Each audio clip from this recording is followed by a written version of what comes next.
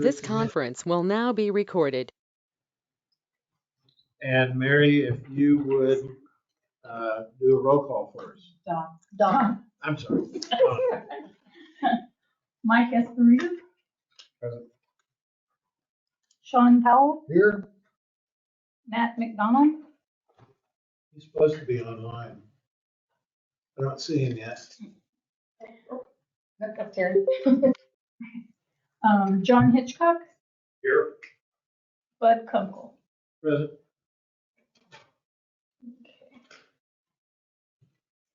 Okay, I think Matt is the only one that we don't have on board, and he had indicated he would be here later on, so he may call in.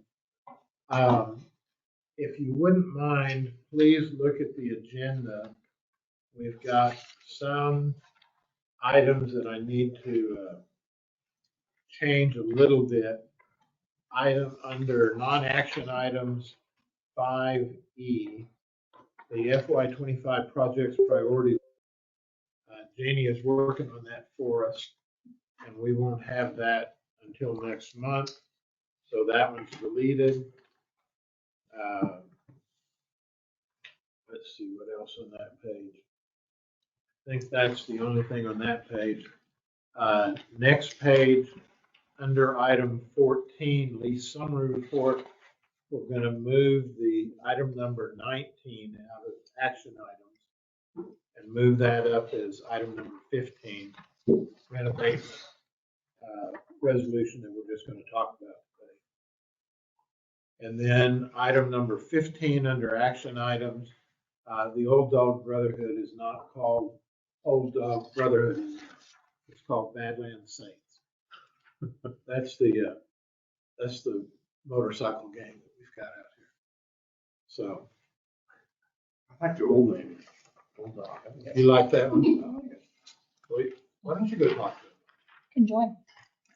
Okay, any other corrections, changes, additions to the agenda as I've updated it?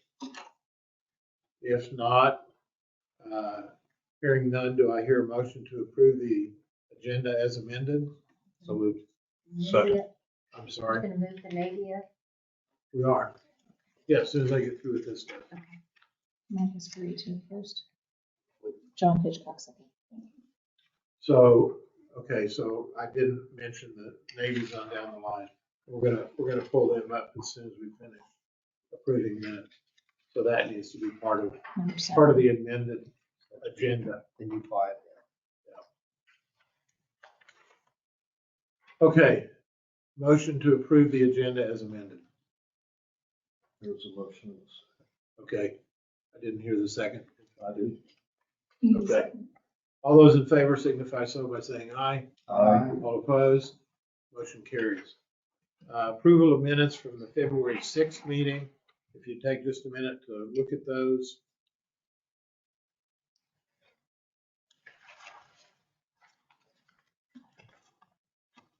Now, I know there are some things that have changed from those minutes as reported, but as of that date, they were in effect. So do I hear a motion to approve the minutes as presented? So, Sean? Mr. Chair, just one correction on the roll call. So Vice Chair Esposito did join the meeting late. And he's listed here on the second page. Item 2. Yeah. Oh, okay. It is reflected that he joined the meeting at 2:05 on the second page. Okay. There's a line just above 6. Item number 6. Okay. I see it. Mr. Chair, just a question. It goes from 0 to 2, then it goes to 4 to 16. I'm kind of confused. We moved Not- those.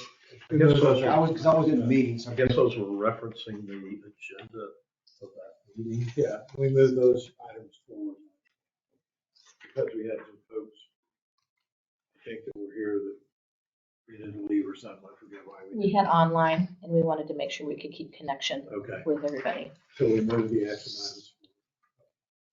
Just saw that kind of stuff. What happened? That was a This special, is before the meeting. that was a special deal. Thank you. Okay, motion to approve, Mr. Chair. Second, Mike. so approve the minute. First and second. Who seconded? John. Thank you, sir. All those in favor of approving the minutes as presented, one amendment to that, Dr. Powell's amendment, signify so by saying aye. Aye. All opposed, motion carries. Okay. So we do want to get our Navy update, and we appreciate them being here. We've got one gentleman is leaving, and he's excited about leaving. I don't know what he's doing. And the other one just getting here, and he's excited about getting here. So I think that's a good deal. So if you gentlemen wouldn't mind introducing yourselves and just give the commission a brief overview of what you've been doing. And I don't want to hear any bad stuff. Just give me good stuff. Fair enough. Well, thank you for having us. I'm Major Johnson. I'm the current officer in charge of the detachment out of Corpus Christi that's up here. Lieutenant Commander White is going to be my replacement on Sunday as I'm going home. I've been here for the last 6 weeks, and it's been great. It's been great flying. Other than the 2 days where we had snow, where we had to kind of trudge through that. I don't know that any of us or our students were ready for that. But it was a change, so it was nice change of pace for us. I guess I'll start off with saying that this is something that has been ongoing with the training wing out of Corpus Christi for a while. Obviously, with COVID, it didn't happen for a while, and then this is really the third year that we've gotten back to it. 21, there was a small debt that came out here. 22, there was a small debt that came out here. Last year, 23, they did a full 9-week debt like we're doing this year. And this is very much a repetition of that. Along those lines, the last 3 years, the training squadrons that have been in Corpus Christi that have been a part of the debt that comes out here have met the mission that the Navy has given them as far as numbers of flight students to produce per annual year or per fiscal year. We have 3 sister squadrons that have the same mission set out of Pensacola, Florida, and they have struggled to meet that mission, most of them not meeting it for the last 3 years. Very identical resources, identical numbers. But they have struggled and we have not. And we attribute a large portion of that success to the success that these debts out in Roswell have for us. Because especially the month of March is the worst time to fly aviation students in Corpus Christi. The weather is terrible. I think for the next 2 weeks, it's projected to be overcast at 1,000 feet and rainy the entire time in Corpus Christi. And we're taking students out that have no IFR training initially or very little bit, where we're trying to teach them basic visual flight rule maneuvers. We need good weather. We need basically blue skies. And so in order to be out here and to fly on a regular basis this time of year allows us to make those numbers happen. To give you an idea, I went through and kind of did an estimate of what we've flown so far.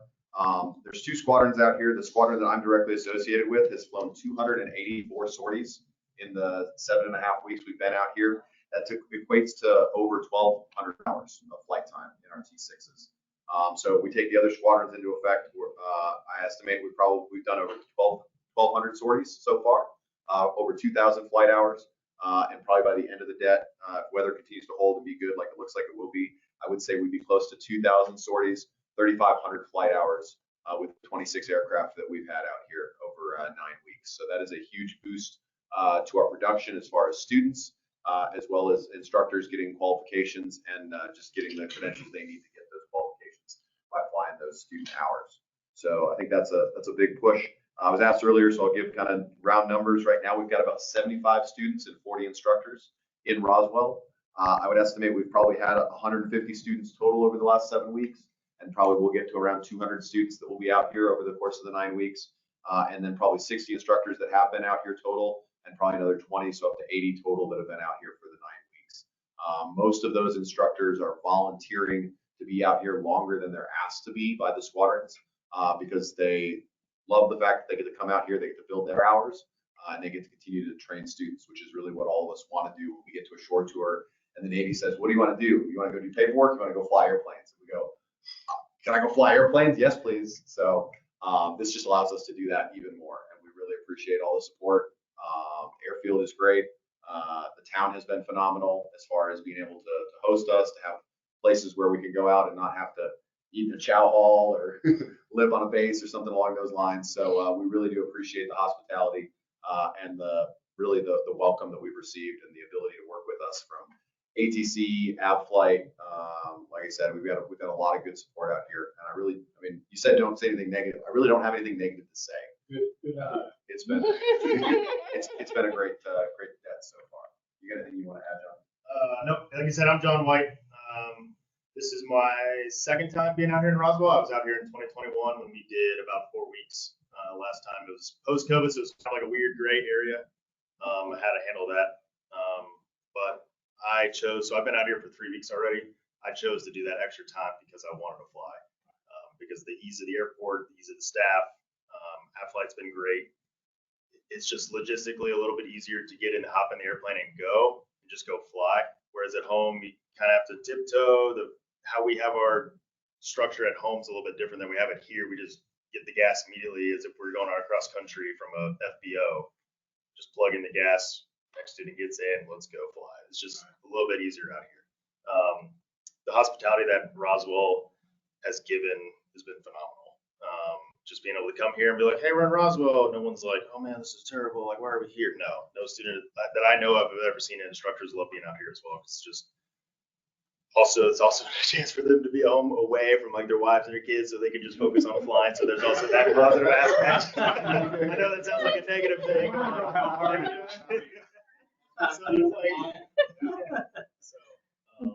But for most instructors, we treat this as kind of like our own little like deployment, so that we're here, we're focused on what we have to do. And it's been great. So just a quick question, a couple things. One, did EDC treat you pretty well at the food binge that you had, food and beer binge? Yeah, it was. You weren't here yet, right? No, I wasn't here. Yeah, no, it was a really good time. And I was a little concerned. The students trickled in late, which I was like, really guys, you're gonna show up late? But everybody was really happy. I think we packed the place out and just kept eating and drinking, and everybody had a really good experience. So Good, that was good for you very guys. well. Good for you guys. The other thing, how can Roswell be of assistance to the Navy and these other guys that can't meet what they're supposed to do? What can we do about that? Is there a mechanism, a person somewhere in the Navy that we can contact? I would bring those 3 additional squadrons. You bet, yeah. Parking space. I don't know. I mean, is that we don't want to just, play with the Corpus Christi. Yeah, I know that it got brought up when we went back. Part of the problem is I think their bad weather schedule is the same as ours, so trying to pack us all into one place is very difficult. Right. You're talking another, 2 time and a half the amount of people and aircraft. So definitely need to make sure you have that support. And it's also further, so it's a hard sell because we're able to pull our folks from Corpus. That's a day travel. We've got buses that are making transportation. That's a 10-hour drive. I think Pensacola is another probably 8 hours plus by vehicle. So now you're talking a 2-day transit in order to swap folks out and stuff. Sorry, I can't not pause. So we got 2 students that are in those first 2 airplanes right now that are going out for the second time they've flown an airplane without an instructor in it. The 3rd airplane is 2 instructors that are observing them as they go out to do forms flights. So that's like the pinnacle of what we do is like, here, take 2 airplanes and go fly formation flying after they've got about 40 to 45 hours of flight time. So that's really cool to see. Good. Well, if there is a mechanism that Roswell can help the Navy do better training than what they've got where they are, I understand what you mean about distance. And it costs money to get them from there to here. But if that's something that can be done, and in you guys' circles, just all you need to do is let us know. So we certainly appreciate it. Good to see you again. So the email that you sent that we talked about, when we talked about the Pensacola group, is there another time of the year besides this time? Hurricane season. That's what I was thinking. So, I mean, Because they have more likelihood of that than you do in Corpus. That's always been one thing, again, just to give you the background, that's always been Pensacola, one of Pensacola's struggles is hurricane season is wide and they can't really plan out that far in advance when the bad part of that is gonna be. So they go from like the end of June to the end of October, really looking for it, but they can't plan to be away from Pensacola for 4.5 months. At least that would here, if they were to come here, that would split up from a congestion standpoint. Yep. Here at the airport. Right. So, Maybe Major, your chain of command that's given the approvals for this operations here, Mhm. maybe his counterpart at Pensacola would be the person I would like to have a discussion with them and offer the opportunity for them to consider if he could provide that. I think you saw my email. I did. And that way we contact them directly and see if there's something that we can do to support them for their consideration. At least give them an option. Thank you.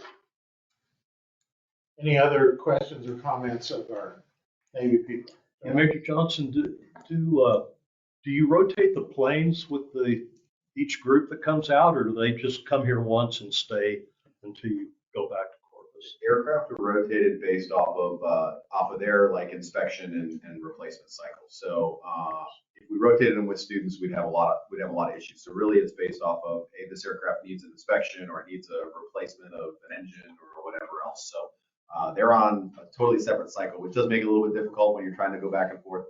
The Navy does have some contract pilots that do the functional check flights on the airplanes that will do some of those swaps back and forth in order to allow us to keep our instructors here and flying with students. Like we said, I mean, I had instructors that are flying 2 or 3 flights a day with students, and I'd lose 2 days worth of flights if I was flying them back to Corpus and then back here with other airplanes. So that contract side kind of helps us with that.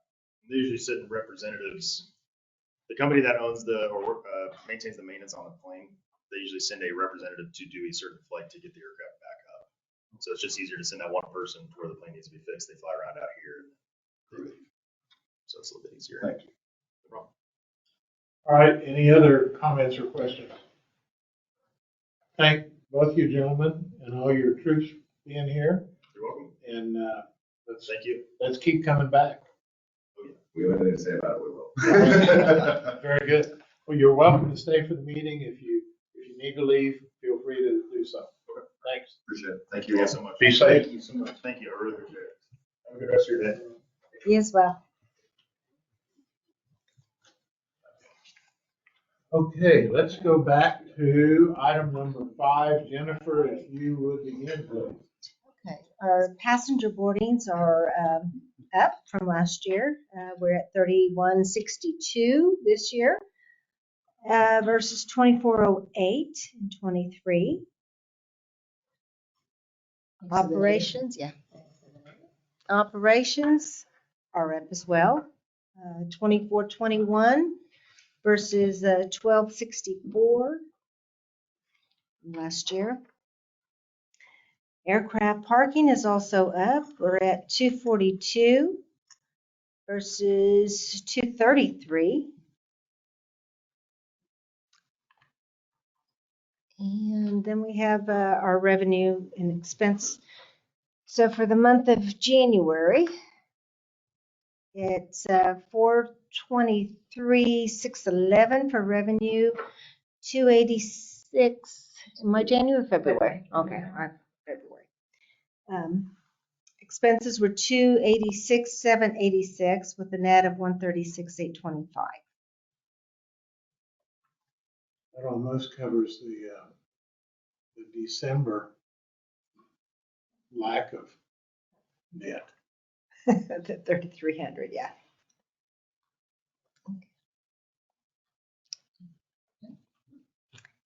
And our updates on taxiway mail.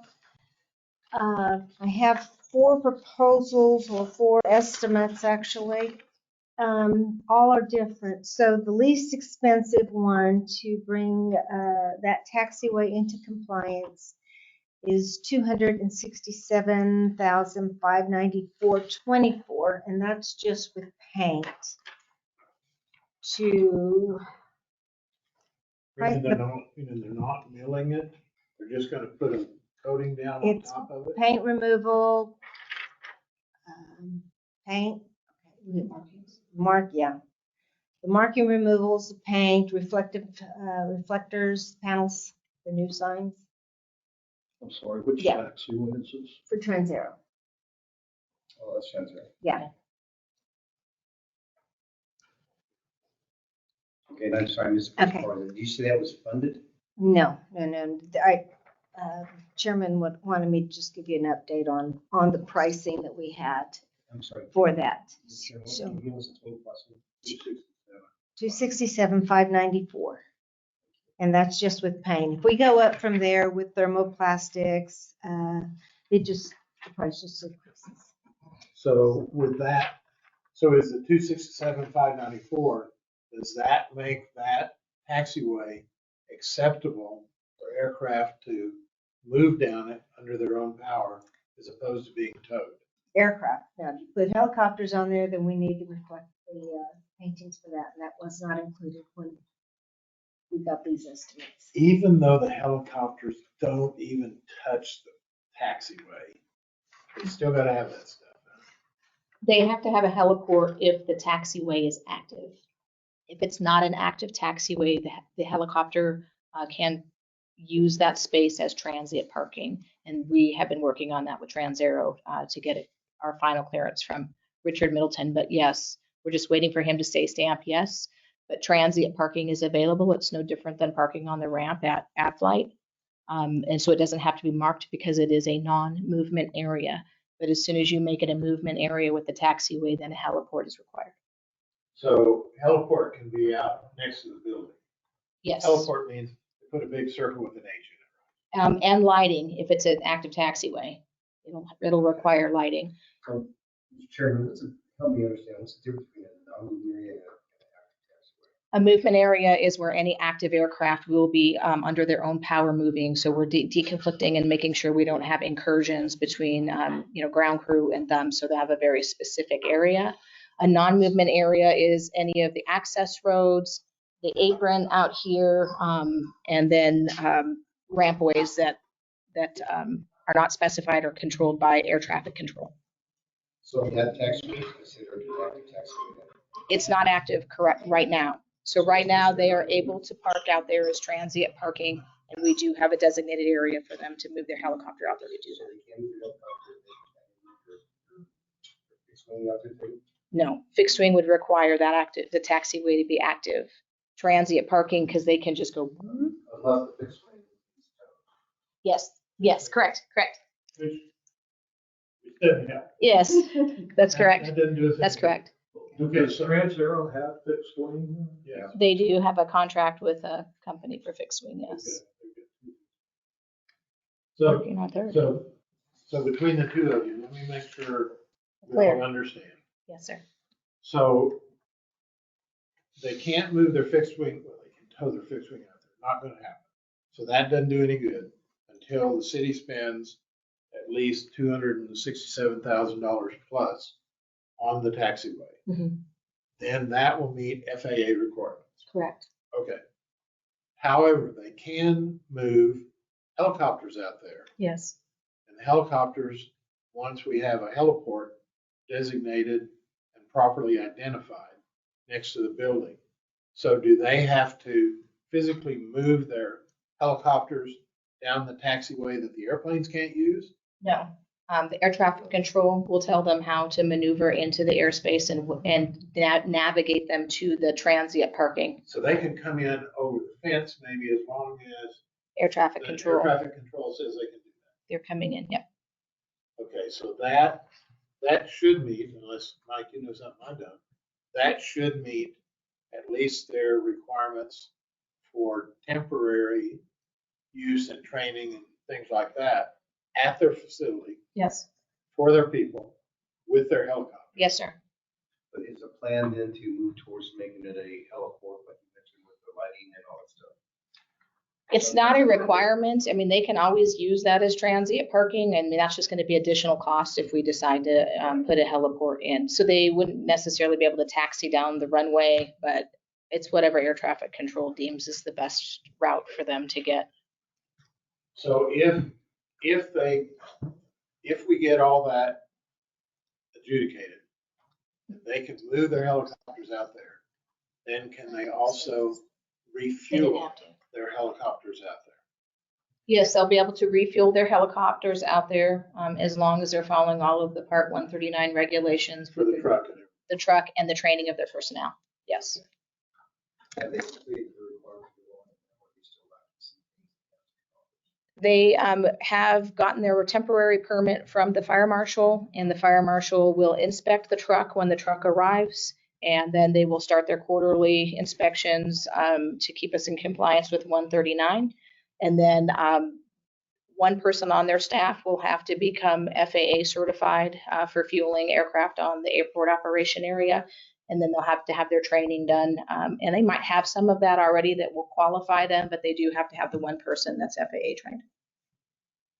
When they plan on bringing the truck down here? It's pretty close. I mean, as far as I know, it was Dwight was here a week ago, which is their fueling person, and it sounded like they were very close to getting that here. I've left that for the fire marshal to get all that in line, because that's who we go to for all of our inspection. Should we plan on upgrading that to a heliport at some point, at least as an unfunded requirement?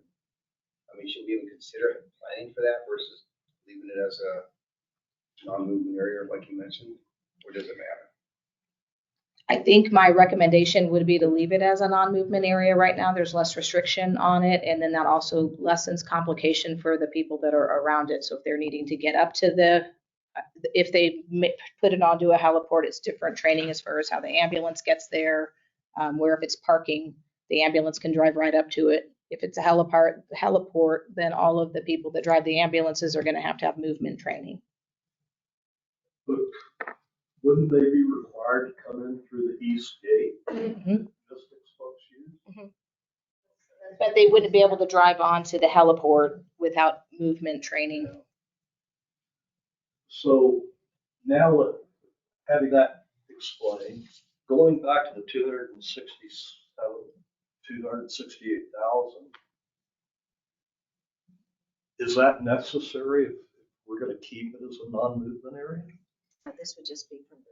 It would be This was for movement. It would be necessary for the fixed wing aircraft to be able to be over there and fueled, so that they could park their fixed wing over there. But just to put, Under their own power.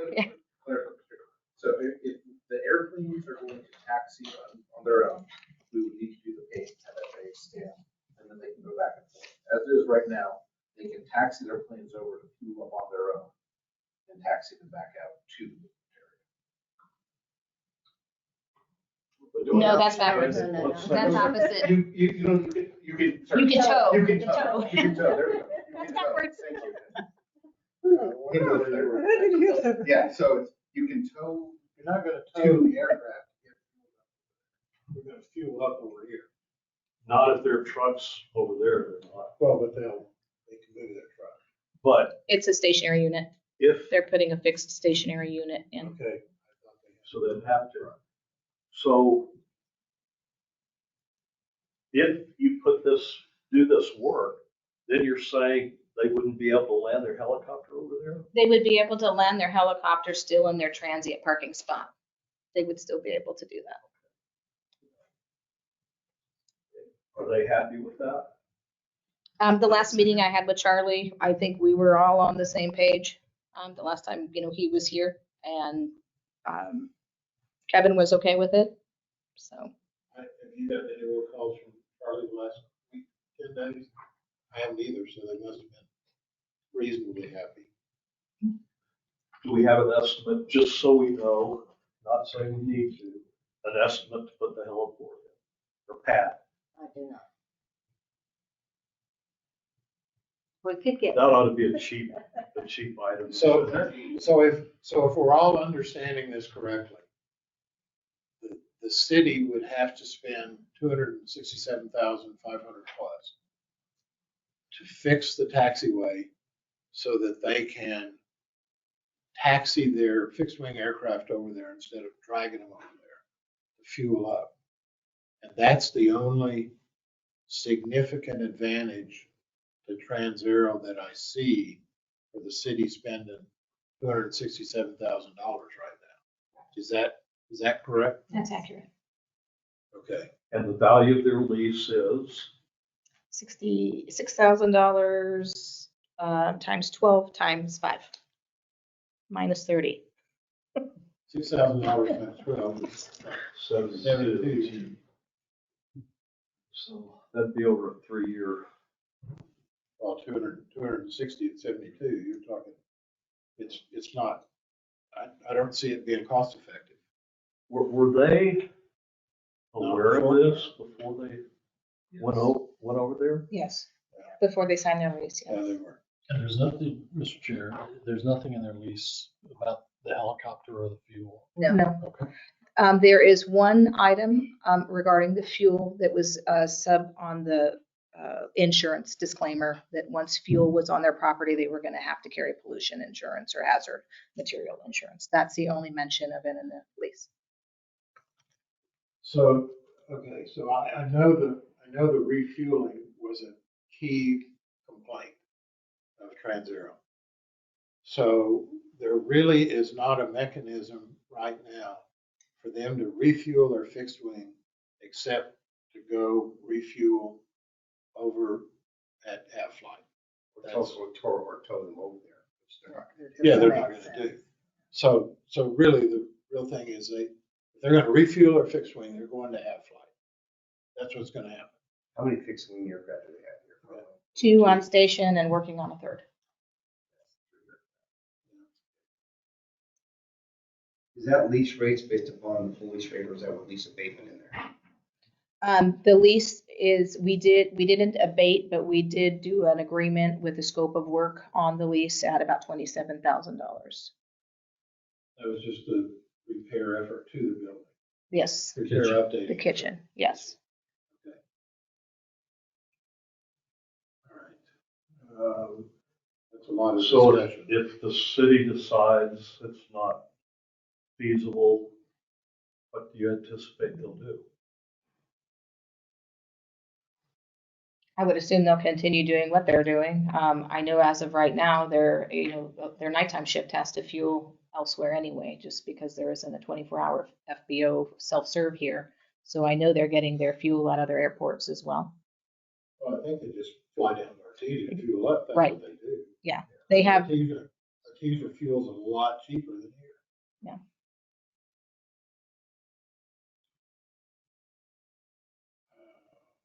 Well, Is there, so what would be the right step to get it to the point that we can get this funded through the city? What is the step? What is the steps, Mr. Chairman, City Manager? What would the steps be to move forward towards funding this at a future budget That's cycle? a great question. We just looked at the You know, budget. I mean, we saw what's going on with the budget out here. There's obviously not budget within the enterprise fund to cover any of these expenditures. Yeah. That's a larger body discussion than just the city manager or your airport and deputy manager here. So I don't know the answer to that. We're gonna have a lot of competing projects, a lot, and So- many of them out here. So you would, what I hear you saying is you would recommend that right now we just live with what the staff has negotiated and the lease that's in effect with Trans-Aero and probably not worry about spending money to fix that taxiway right now? Is that what I hear you saying? I'm not making a recommendation on that.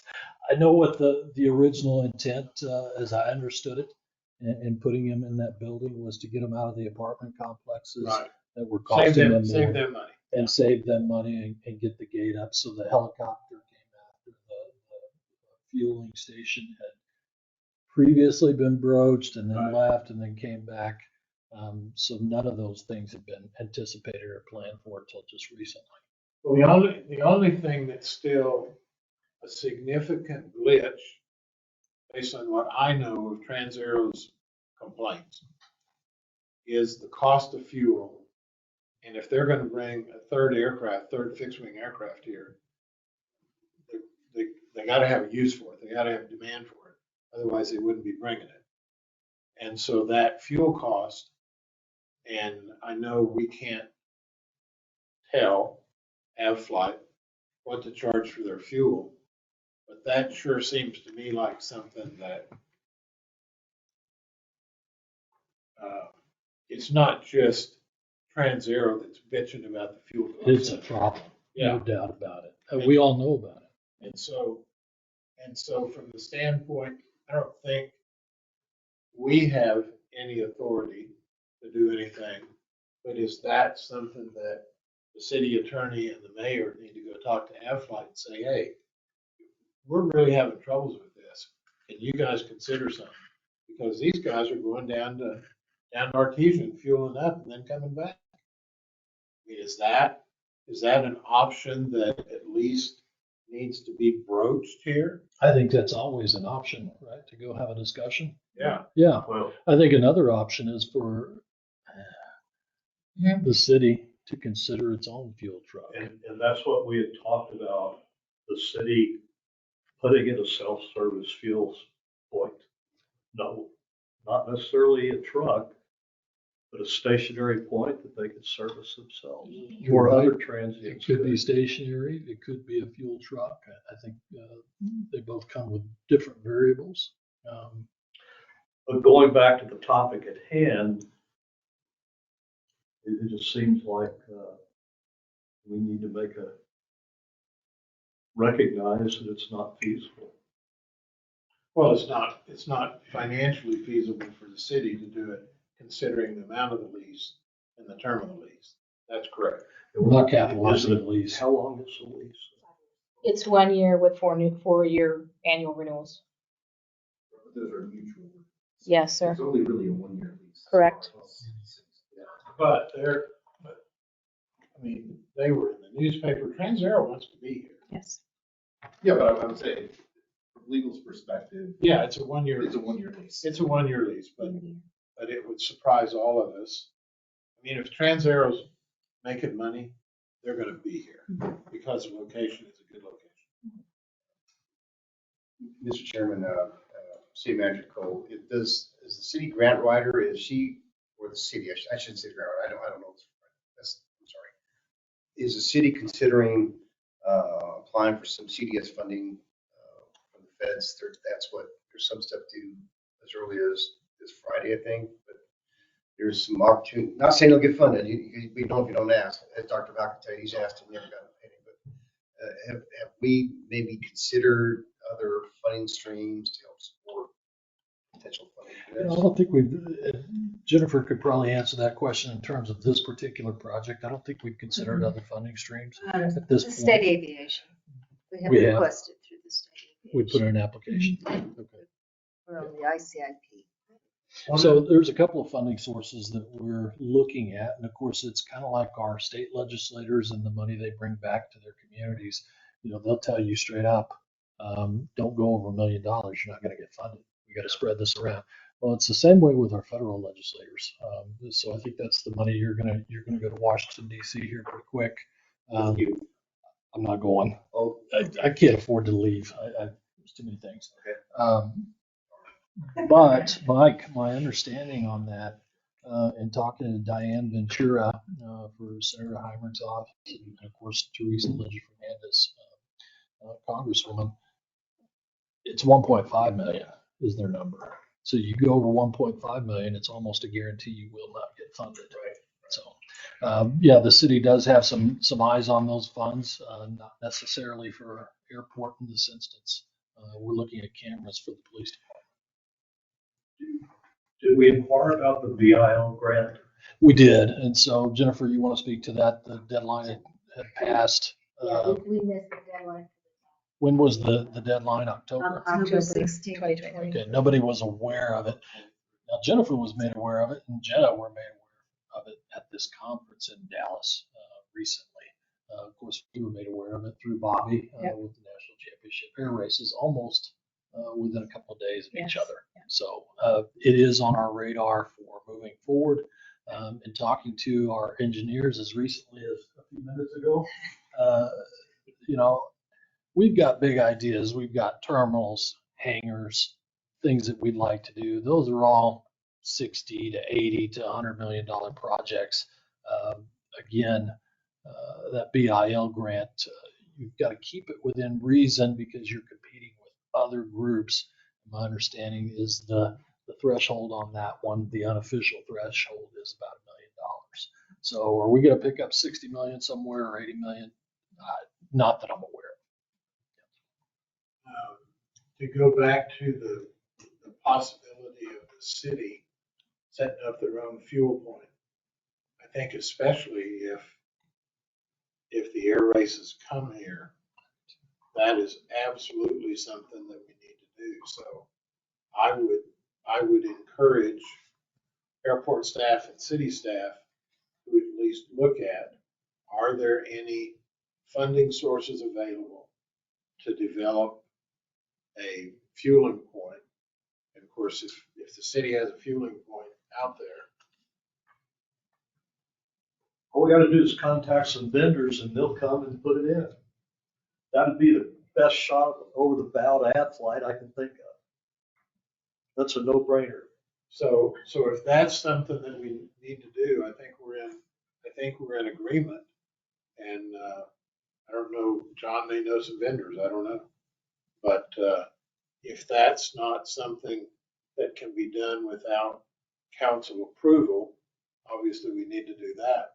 But if it's something that can be done without council approval, then I think you've got a vote of confidence from the AEC to move forward. Well, I love the idea, and you think about it in terms of them covering their costs with the fuel, they ought to be able to compete with that flight. Sure. That ought to be easy all day long. Now, we do need to see some numbers for potential vendors on Sure. what that would look like, and of course, legal part of the agreement, what would that look like, what would they need? There's a question, or there would be a question, do we need to RFP or bid it? It depends on the structure and the nature of, but I think it's a great question. We are ruminating on that. We've thought the same thing. It's as easy as getting a vendor out here. But of course, we would have to analyze the vendor and could that work?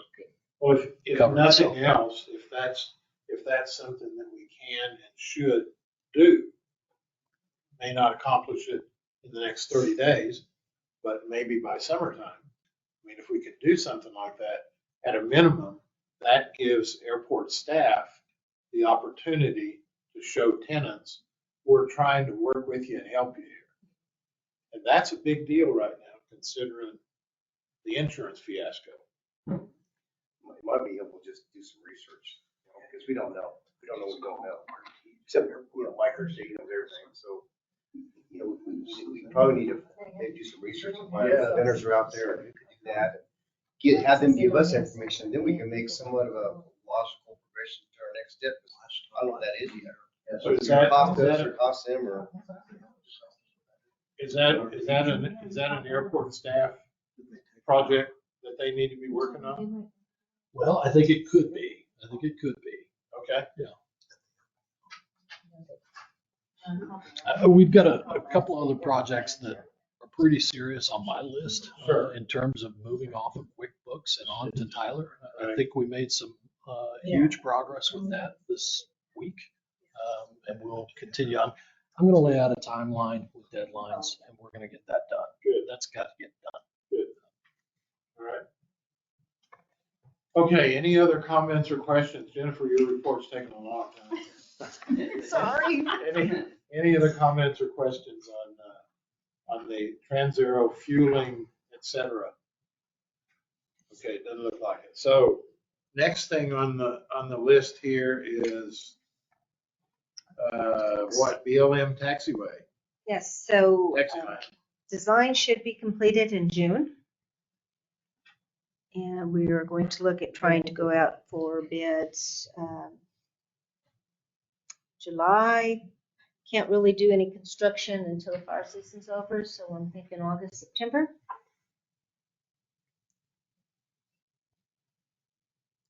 So Aircel knows they'll have to live with it another year. Yeah, and we're working really well with them. So Jennifer, is a guy named Kernet at BLM? Is he the Mhm. head fire guy that We you're work working with He's the him regional. and Justin on here. Okay. So the two of them, Nathan, is who you're giving. Nathan Kearney. Nathan, yes. He's regional. Yeah. And Justin is boots on ground. So, yeah, we're working with both of those. The ADB lighting project is still going on.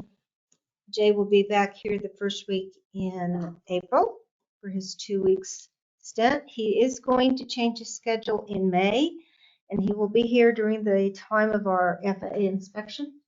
So we can get any information from the FAA inspector and advise him on what we're doing and planning and how things are moving out there. Strategic plan, we do have a stakeholder meeting tomorrow, and that is to be completed August of this year, 24th. And what kind of sign up have we finally got on that? Last I heard, there was probably 15 people that he'd received surveys back from. Okay. So he That's thought that was taken pretty good. almost 3 weeks to get those surveys done. You had to extend the deadline. No, we twice. changed the date.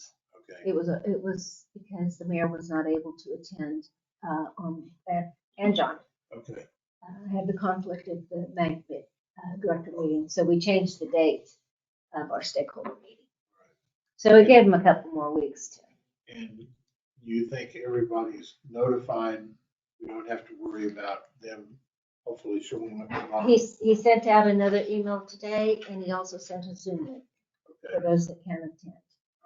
And you'll record it. You'll record Yes, the meeting. yeah. Okay. Okay. I still would urge you to work with them about scheduling future meetings in advance, so everyone that you would like to attend can give you feedback as to whether they can be there or not. Sure. Okay, this group that's to be here tomorrow does not include, in general, tenants. Is that correct? Correct. It's city and county.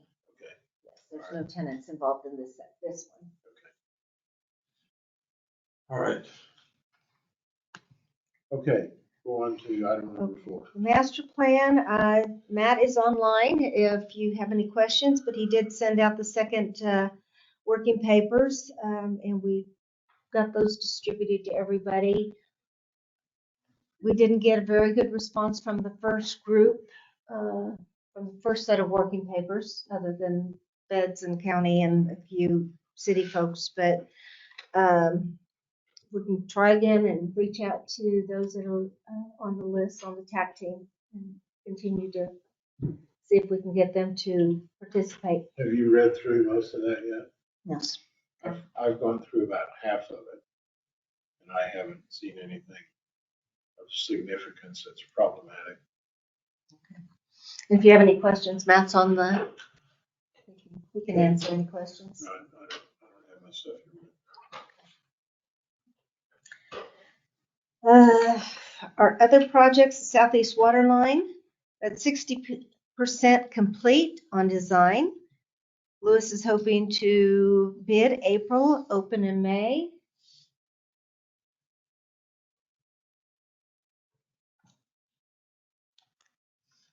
And then you asked for some projects for the terminal upgrade. So just a second. Construction on the water line.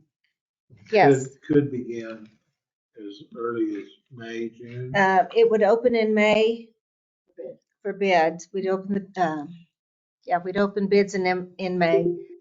Probably be June, July before council approved bids.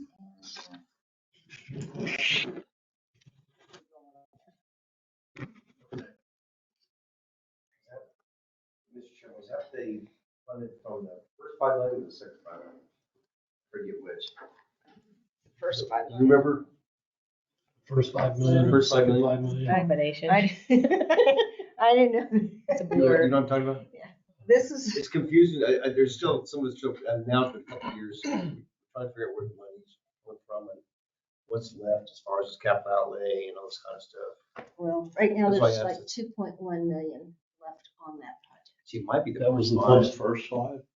Yes. That's for the first 5. 2.1 left. When does it revert?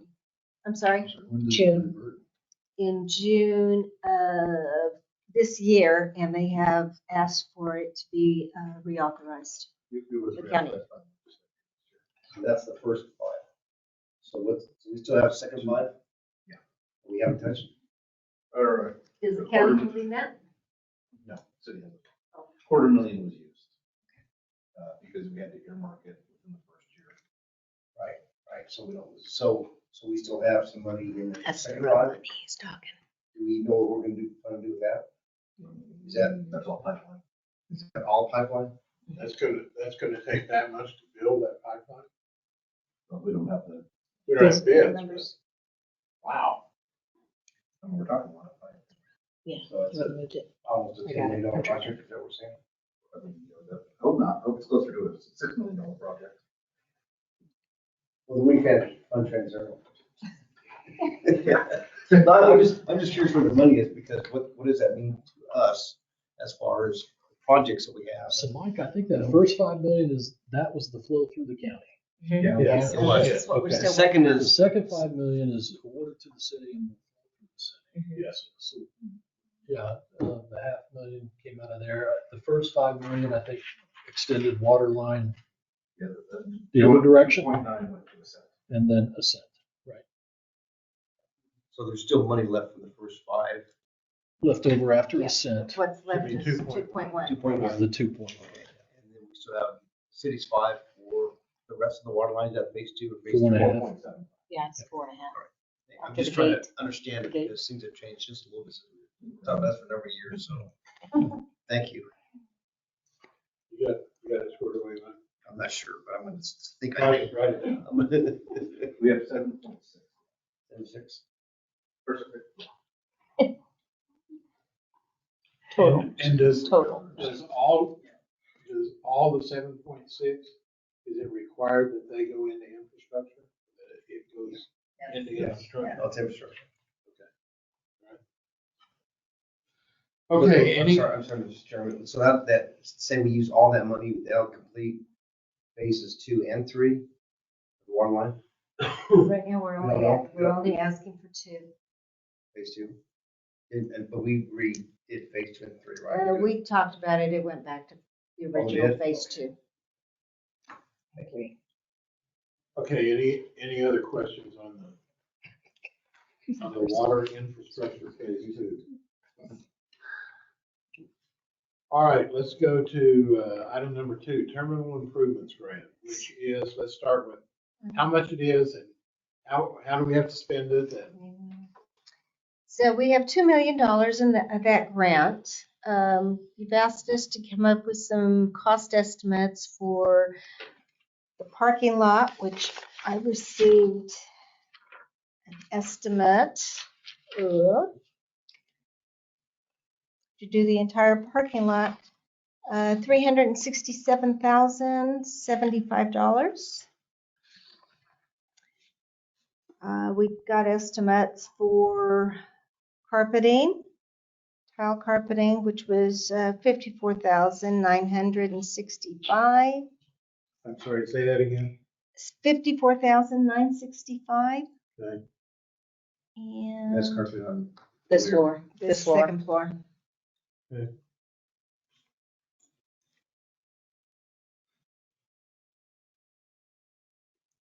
Is this one on the flooring? It was two different options, whether you were gonna go with carpeting or tile, and we chose no tile.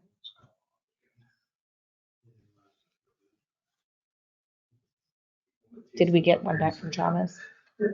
Not on the, and that's on doors and stuff. Yeah. Did we get that? No? Yeah. You did? So, let's see what else we've got. I reached out to Mike again at Excel on the generator program they have. He says they're getting closer to completing that, so possibly, he will talk to us when that's complete, for an emergency generator, backup generator for the terminal. No numbers on that. And then we looked at replacing all the windows on the first and second floors. I think that's reflecting, just ceiling and reflecting. Did they do it both? They did both. Okay. And that is $92,000. Good. And to replace 5 interior or exterior doors for the terminal is $90,000. The sliding doors, Put in sliding. doors. to replace our sliding doors are, yeah. These are getting kind of banged up. I did ask CJ for give me a list of our air conditioning units, the age, and I had not received that to report back on that. To see which ones we might need to start looking at replacing as well. The only one that we don't, we got terminal stucco, you don't have anything on the I rest do of not. it, right? And that actually is one that we can use to apply for the ATP grant from the FAA when the notice of funding opportunity comes out, because they're not ADA compliant, and that is an area we can put that in as one of our requests for the ATP grant. Okay, well, we were supposed to get some sort of priority on this stuff also, and unless you've written these down in the priority that you think they need to be done in. No, I haven't. Okay.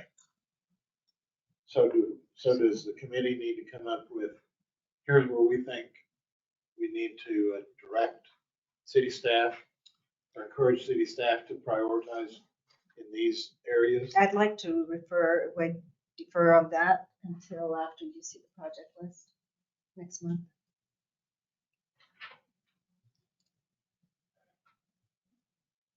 We have till 2026 on this grant before it reverts as well. Well, what we're fixing to run into, folks, is when Tim walks out on the ramp out here and shakes the hand of all the folks out of Reno because they're moving here. That's fixing to be a major deal. And we obviously don't have enough room to move bodies Right. through this facility, get them on and off of aircraft that bring them here. There's no way to accomplish 70,000 people moving in and out of this facility in that short time frame. And so there's some other things, and we don't know that that's going to happen, but we're pretty comfortable that it's going to happen. And one of the things, just talking, one of the things that would benefit the customer experience in Roswell, New Mexico, is having better bathroom facilities, especially down next to the area where they pick up their baggage. And if we're not going to rebuild the terminal at $25 or $30 million in the next 6 months, which probably isn't going to happen, then I would sure like us to consider, at a minimum, that restroom on the other end of the building. And I don't know whether we can, it's tiny. I don't know whether we can enlarge it into another area, make it more functionally usable. I know that it costs some money, but it looks to me like I would vote to go make that happen, whether we've got a list of priorities or not. Yeah, and I'm not saying we don't take, we don't do one or two of these projects. It's just right now, we have a large project list coming in. So I wouldn't say we're gonna go do all 2 million, but I don't have a problem doing some of the projects that we have. Well, even, Mr. Chairman. okay, John, go ahead. I've never come off a flight and seen more than one person in that bathroom Yeah, or restroom. I mean, it's not the nicest restroom by any means, but I think we have a more critical need for a holding area to support RAW. It's what we left when our meeting broke up. That's the biggest thing that we've got to plan for by 2025. I would hope that there, even if it was, we were talking that, heck, could we put a tent up temporarily? What could we do to fit the needs and the comfort of those passengers?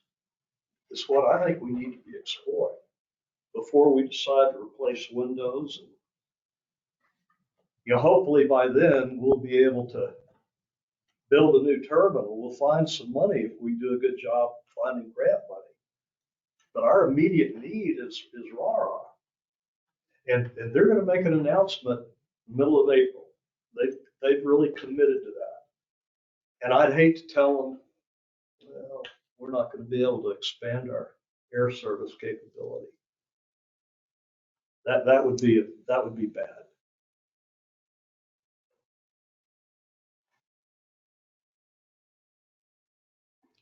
Any other comments? We just put my bathroom renovation on Hold. in abeyance, it looks like. Because I agree with John. I think you need both.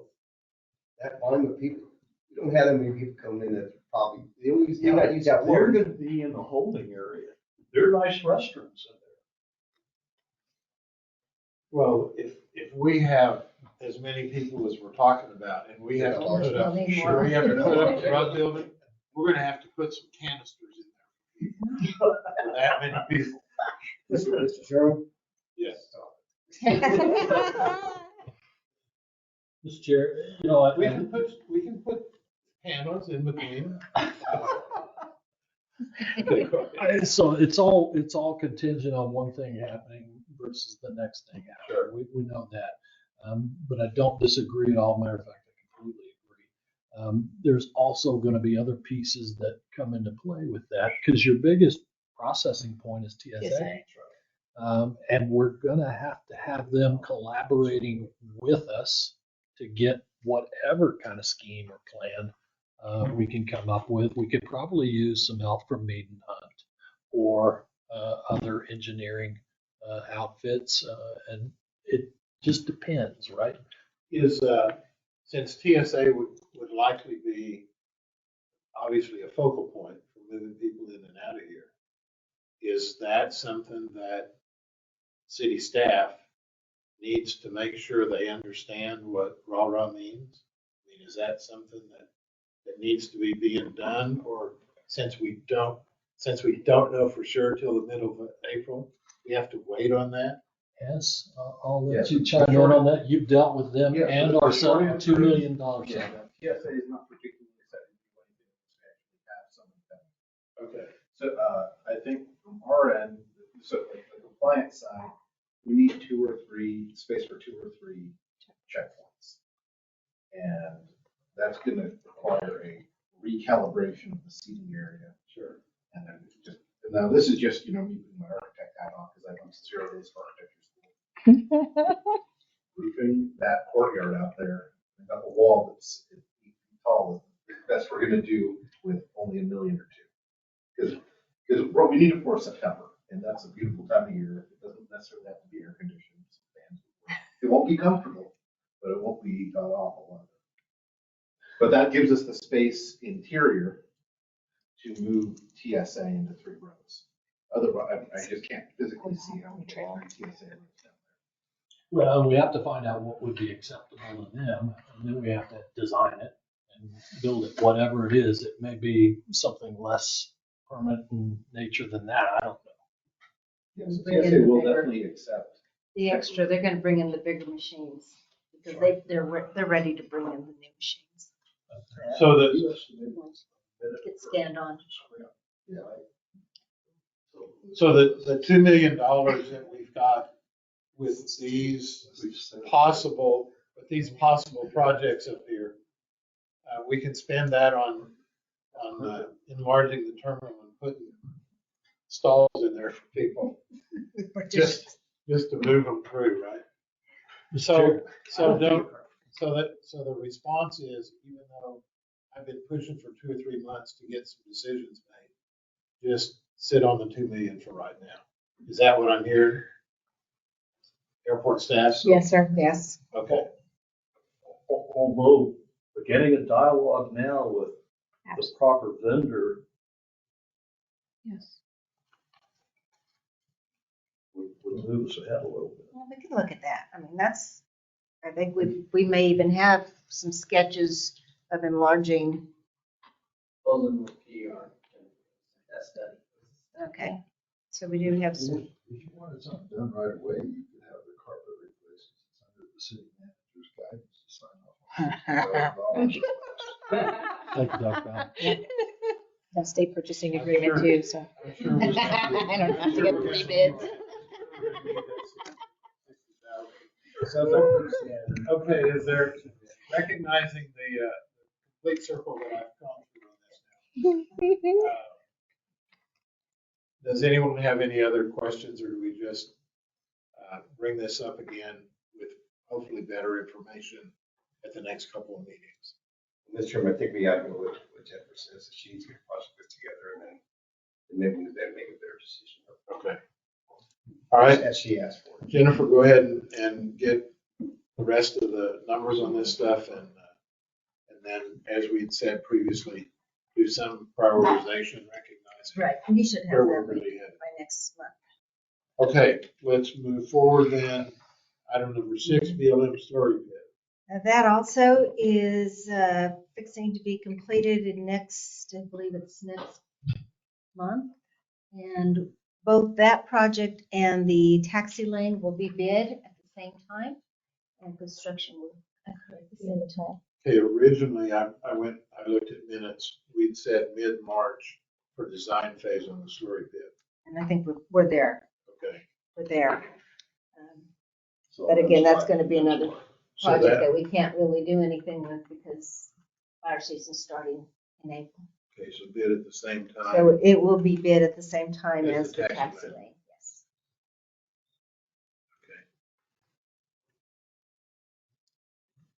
All right.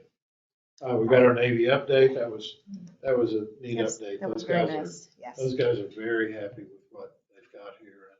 If we could get some additional, Nice to get Pensacola here. yeah. So for the record, Mr. Chairman, we, the EDC hosted a reception for the first group. Our cost was $4,100. That's a lot of beer taco. It's, yeah, it was, But they're young guys. very young people. So we didn't have any more because that was way outside my budget. Didn't plan for that. So we do it every year. Yeah. We'll probably, last year, we actually incorporated a couple of the groups together and I mean, it still costs us about the same amount of money, but we actually hosted more people. So we'll probably do the same thing next time. It's hard to get 3 different receptions going. I mean, it's just Mike, logistically tough. Mike, thank you for taking care of the city on It's a partnership, Mr. Chairman. that. All right, any other comments on Navy? Okay, Air Service Development Consulting Service, SCASD grant. The Air Service Development RFP is out. We will open proposals on the 19th, and we'll be evaluating those proposals on the 22nd.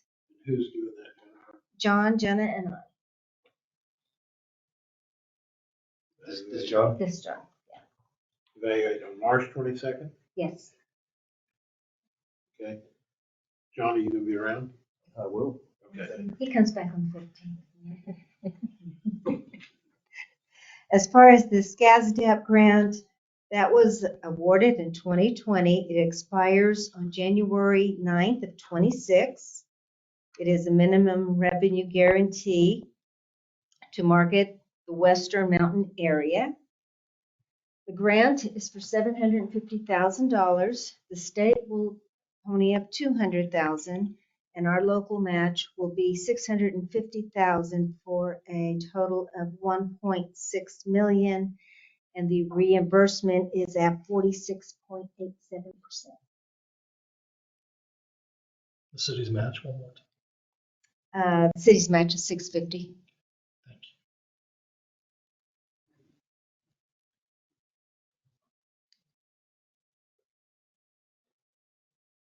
Okay, any other questions on those 2 items under item 8?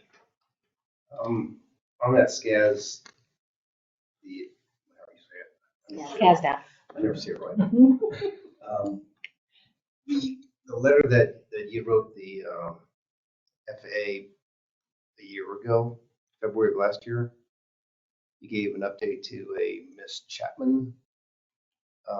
And it's not so much a letter. I don't know if you have to do that every year. We do. That's We do. Twice a year. whatever your process is. Here's what I'm trying to get to is, since I've been aware of this grant, we've always talked Denver. So my question is that the right location? I've heard so many other people talk about other locations and having air service to a western. We know we need a western location. And I'm not saying that American's been in there. I haven't done anything on this except heard people, and I've been part of some discussions about maybe we should make it Las Vegas. Right. Because it's a big airport. And Las Great Vegas would fall into connectivity. that western. So not necessarily Denver, because the letter said Denver, and that was my concern. And the grant does too, but when they wrote the application, they used the western mountain area. Okay, so we could So we can, do whatever. We're not Yeah. tied in. we're not Okay, tied to that was that. my concern, because the letter just said Denver, and a lot of discussion, well, actually, McCarran Airport's a bigger terminal center, whatever you call it. It's no longer McCarran. But Well, when do you write your next report? April. I have one due in You April. know, I mentioned that we're close to attracting the Reno Air Yeah. Bases and make a western destination far more critical to support that. now, as I understand this grant, you can use this grant money for like the air service contract that you're doing with whoever. Is that not true? We no longer have an MRG. Yeah, it's marketing. No, it's more than that. It's more than, well, but there's a variety of different things you can use it for. What I read about was used for marketing, MRG, Right. air service route, which is what that is. Have we considered using some of those funds to get us the air service to, the air service contract that you're RFP'd out for? Can help pay for that. Yes. Yes. And that way what I'm trying to do is find a mechanism to pay for that, so the city isn't trying to pull it out of their own budget, because it's not been a budgeted item. It's not. Right. And I wasn't sure if we do attract something with one of these, whoever is our air service consultant, if we're going to go back to our surrounding communities and ask them to participate like we did. Was the RFP broad enough to ask them to do a Yes. study? It asked them to help us with this reporting that we do. But to find service to the Oh, yeah. west? Oh, no. Yes. So Yes. the It, intent of that grant is to find exactly. service. But I'm just trying to find a way to pay for whomever the service provider will be for developing that service, that we use those funds to do that. That's what's decided. And I remember when we first had the first one, we did use it for that service as well as MRGs. Great, thank you. I'm just trying to help city manager fund some of these things we're levying on the city. Right. Thanks. Yes, bye. Good enough for you. Keep saying he doesn't have any. We're finding money. We talked about 5 million, we talked about this. Thank you, Mr. It's already earmarked. Monkey was took care of the Navy guy. Yeah. He did. All right, unless there's any other comments, let's move to item number 9. Jenna, update on where we are at automobile hangars. So I have to be transparent. I only have a minimal amount of update on this because I'd handed this off to a different person to handle. They're not here anymore. I will have to go through his emails in order to find out what was the last communication. I do know that we had looked into the electrical that would be required at the property, and it sounded as if Excel would be putting that in at no cost to the tenants that would be coming in. And then we were looking at the options of doing the longer term lease, but renting out a larger parcel so they have room for growth, so we don't hinder their growth and they can move right into those other hangars, garage hangars, if that's what they deem works for them, because the land lease was such a minimal amount. With an accelerator on that land lease, that concessions would come in play once they had met their return on investment after their first unit was paid within 5 years. And so the 5-year would be the land lease at the larger parcel. And then once the next renewal would come in, we would then be saying, we're going to take a concession from your rent rate, so that we would be building an accelerator in that without it just being the 10 cents per square foot. So they're aware that we've already stated to them that we're gonna accelerators besides. We're gonna charge them 10 cents a foot because it's not in the fenced area. Correct. And it's not really a developed point at this point. And then I'm giving them the longer term lease. They are going to do all the grading. They're going to have to do all of the, work to get their drain off and all of that done. That will be all on them. Well, if we've already told them that, I think we're probably stuck with it. But I'm not of the opinion that just because that's our standard rate for this kind of a specialty deal, that's what we should be charging. That's just my opinion. I mean, if it's $100 a month, that's nothing. And so for a specialty deal, it's very similar to the deal that we were gonna try to put together for CAVU, for that temporary building to be built around the aircraft that we're gonna wrap out here. And we said, oh, well, we gotta, because of the short time frame, we've got to do something different than that. This didn't have anything to do with time frame. This is a specialty use. And so I'm of the opinion that before, I know the attorneys may disagree, but that if we're going to have a specialty use for a small land site, that shouldn't necessarily just be 10 cents a foot. I disagree with that, personal opinion. Would that, Hess, would that require, since we don't really have a specialty use in any of our resolutions anywhere, how we do rates, that would be something we just have to build, because we just don't have that yet. Mr. Sheriff, if you want to give a rubric or a criteria for how these things calculate, we're all ears. All I'm hearing is this isn't right. And Well, having a one proposal. one of the things that prompts me to say that, and our banker here will attest to that, if you have a smaller site on a per unit basis, the smaller site, all else being equal, is always higher priced than a larger site. It's just a fact of the market.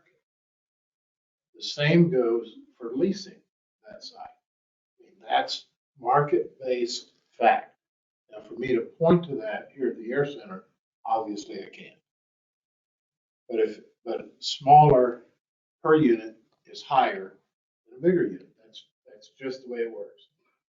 We did exactly the same thing in reverse when we negotiated the lease for the drag strip out there, because we went to larger acreages as opposed to previous administration here that was trying to do their stuff on a per square foot basis. And it made no market sense, zero. They couldn't afford it, we were gonna run them off. We dealt with that for 3 or 4 years, and we finally figured out that, well, they're leasing acres out there. So that's different than leasing square feet. So that's just part of the market analysis of what the market itself would do in that kind of a situation. So to develop a rubric, that's a great word, by the way, to develop a rubric to go consider how we lease smaller tracts out. I don't know that. I mean, I'd have to talk to some of my buddies out of Albuquerque and El Paso and Lubbock and things like that. But I think I think there could be some sort of a consensus that we at least consider before we say, okay, it's outside the fence, 10 cents a square foot. Well, it could be, Now we're- it now could be we're 10 stuck with cents that. inside the fence as well. It just depends on whether the land is deemed developed or not. So we can Right. have that same rate inside. That's just been the standard rate of the airport. So I agree, I concur. I agree with what you're saying. I understand that's the standard rate of the airport, but we don't have unique deals like this very often either. Right. Or unique deals like the drag strip, acres out there. So when we get something like that, I think we really need to look at what's market feasible as opposed to, here's what we always do. Come April 15th, the market could change Yes. dramatically. Yeah. Well, starting in November, it could change a lot too. Okay, I'm off my. Well, no, this is, okay, we do not have a good fair market value assessment from this. Full stop. And And that's what we have to do for And non-aviation. we probably can't afford to pay for getting one. Well, it's not, we should be able to internally somehow do it on our own, but we don't have, say, your expertise internally. Well, I know that you got out of the game, but. well, that's something that over time, Mr. City Manager, I think we need to consider. And I don't know that does the city lease a bunch of other stuff besides out here at the Air Center? Yeah. Sure. Oh, so you've Yeah, got a stuff. lot of city leases and the larger stuff we do find in the process. Okay. All right, so that's, For not airport. yeah, I know the farmland and stuff, that's bid process and leased out. Well, But Mr. Chair, I don't disagree with you. I think that's a prime piece of real Mhm. estate right there for a small, relatively small operation. And totally agree with John. The landscape and the competitiveness around this airport, including hotels, and you would think that'd be a prime piece for a hotel. Should be. Should be. So I don't disagree with you. Yeah. I'd like to see the rates higher. Yeah. In that regard. And I don't know that, I mean, I don't even know that it needs to be on a per square foot basis. It may need to be project by project, considering the size of the tract of land that somebody's wanting to lease. But I know that doesn't make her job easier. That makes it really pretty tough. And that's also gonna require a consensus, because you're gonna have tenants that are then saying, you're not treating me like you're treating these other folks. And so we've got to be not only careful, but we have to be sensitive to that also. But maybe there's a mechanism that we can provide direction to the Air Center staff about at least a range, that may be possible. A range of per unit rental prices, rental rates. I still think you're right, Mr. Chairman. I think you got to be very careful that you don't levy, or we don't levy on the staff here rates that are subjective, because that makes it tough for everybody. How do you be able to justify what those rates are? I know. I mean, we've already felt that pain. We already have those scars. So I suggest be very careful on the rate structure of what that looks like, so we don't. It's just like, oh, I feel really good about these guys, so we're going to help them out with their rate. These guys out, you guys kind of your own, and you got something else. Say, well, wait a minute, what are you guys doing over there? And that's potentiality for, for lawsuits and other issues in the city. I think we got to be very careful in how we apply that. It definitely requires discussion, but I did want to bring that up because 10 cents a foot for that piece of dirt, I don't think it's right. But No disagreement. that's I just don't think it's fair to staff just try to figure out what the rate should be and what's we have conflicting opinions. And my understanding is we can look at comparables in other airports. As you should. and, Yeah, adjust it to that. Yeah. That's what I do. See a comp with other, but they're not like even your getting an acre. No. Let's find our median. They eat for price. But I think the rubric is a great idea. I do too. It's a for a couple of the reasons you just mentioned. which is a third of what. the I'm gonna raise your rent. rent. Yeah. 45 minutes. We don't- So we were just. Yes.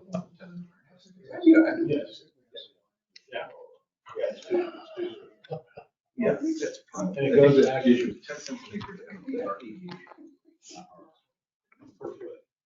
Per square foot. Yeah, not at all.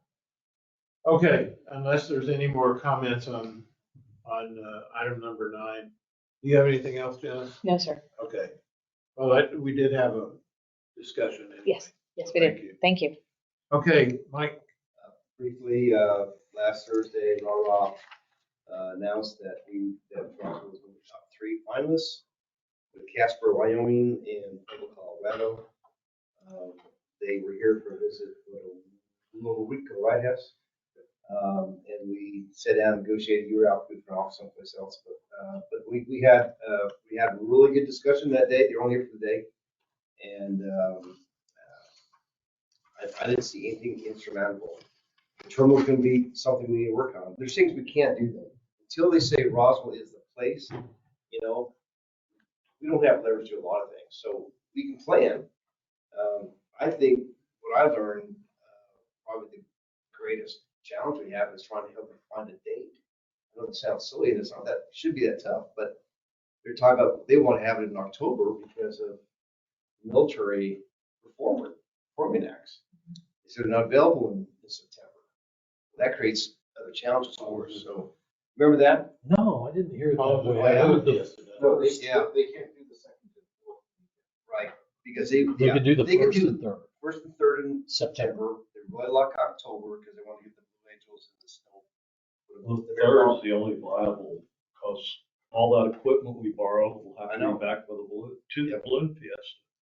I think it's manageable. But if that's the greatest problem we have, Yes. that's what I'm trying to share with you, that really we don't have any big things that I think to be concerned with. There's some work to be done, but I think we're in a very good position. The chairman of the board was very, as you know, you were there, John, and he was very complimentary about Roswell. And so we should know something mid-April. I did another interview just today with KOB before I came over here, and they had a call with Fred telling the chairman right after my interview today. KOB did, so look for that on the news tonight. I'm really interested to see what Fred says. But they didn't spend near the time with us. They spent the other 2 locations, and they have near the issues with us as they have the other 2 locations, according to the chairman. So, John, do you have anything? But the real hurdle to clinch it will be their next visit. Yeah. In the next week or 2, with the city sharpening their pencil to do the hard negotiating to clinch it. Yeah. The agreements and the leases. I think you're absolutely right. What we need is from Tony, what he wants to see on the map. He's working through those. That's going to determine what lease spaces, what are we putting together, and what do we need in terms. We know about the bleachers, that's obvious, but we don't know the layout yet. So who from the city, Chad, is actually working with Tony? Anyone? Mike, Matthews. Yeah, he just needs to tell Mike Yeah. the race layout and where he wants. So we've got 2 things in play that they said they would bring back to us. Tony was going to map out not only the race course, he had a race course already mapped out, but he was going to refine that. He was also going to refine the space where they'd be operating the entry. How do we get people across? Where do we locate the pits? Where do we want RV parking? All of those things. And he was going to get that back to Mike. The other thing that's Mike Matthews. The other thing that's in play is contractual arrangements around that. I think you got to start with the map and what you're going to need and want, and then you can start having contractual agreement or discussions between the attorneys. And we haven't heard back with S yet. The core of where the negotiations are heaviest is they're happy to sign something longer than 3 years, but they want an out in case it's a total flop here, which is not an unfair ask. Similarly, we need to have a serious discussion about whether we take a cut of total revenue, a cut of total profit, or look for a set lease rate. and then other alternate methods too. So if we just, this is my favorite one because it's so simple, just $1 per car that's parked on city property per day. That's just a lot of cash. And so it's, their preference, of course, is to have the lowest upfront possible so they can situate themselves appropriately. The pushback is we need to properly be able to amortize our assets that we put in. And profits on the back end. Right. With the success. Right, well, and That's that's, yeah, and so, which, why, I don't mind a cut of net, I'm not as happy with as a cut of total. Yeah, gross, so, no, I don't know that they would part with the same figure. But they didn't immediately reject the cut of gross. Well, we've seen their financial statements. It's kind of a year operation. I like the idea of commission because then it incentivizes both parties, the city and them, to expand and grow this. To make it better. We'll see. Most small businesses that have to lease, most small businesses that have to lease real estate, once they get used to the fact of paying a percentage of gross, they can figure that in. And oftentimes that's, especially in a down year, that's to the advantage of the tenant. But it can also be an advantage to the owner in a good year. And so a percentage of gross, I don't know what that number needs to be, but I'm gonna start at 100%, work our way down. I think that's Thank you. that's pretty tough. A lot of folks are 7%. Let's say you've got a fast food restaurant in a shopping center, 7% to possibly 10% of gross, and that's about it. I mean, that's about all you can tolerate. And 7% may be more typical than 10%. But that's as long as we trust them to tell us what the gross is, that's pretty good. You can also do kickers in there. If you reach a specific threshold, it bumps up another percentage point or something like that. Or you get 50% of the car parking fees. Or, I mean, there's a lot of different things you can do. But a percentage of gross is generally a pretty good way to go, and that should give them, that buys the city into their process. I mean, we're part of their business if we do it that way. And so that should make them more comfortable, I would think. It also simplifies. Yeah. Yeah, a lot of things. Yeah. Because if it's a bust, gosh, how can that be? But if it's a bust and they've settled for a flat rate fee, I guarantee you that next year, I don't care what the contract says, they're going to come back and say, we can't do this, we can't do this. So if it's a percentage, then it's a percentage. Just suggesting. Yeah, I'm a big supporter of percentage, and we just have to make sure we have a good accounting mechanism. You may not want to start at 100. I'm willing to negotiate that. So, Mr. Chairman, that's where we're at. And thank you all for all the work you've done to get us to this point. And that negotiation is, I don't know when that's going to happen, but Yeah, I'm sure they'll call me and I'll call you. And it's up to the city at that point. I'm happy to negotiate with you guys. Well, I guess the I other don't know thing why I I say say is that what I do want to comment to the board, so that you can masticate on it, was the city legal is comfortable with $100 million in liability.